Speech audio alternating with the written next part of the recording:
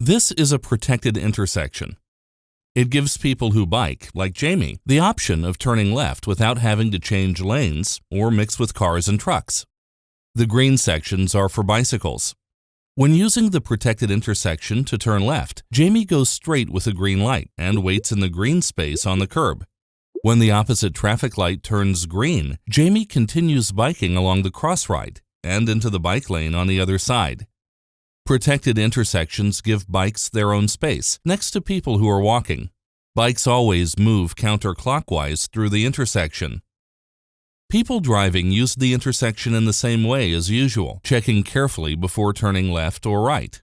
This sign reminds people driving to watch for and yield to bicycles when they are turning right. For more tips and resources, visit guelph.ca/bike.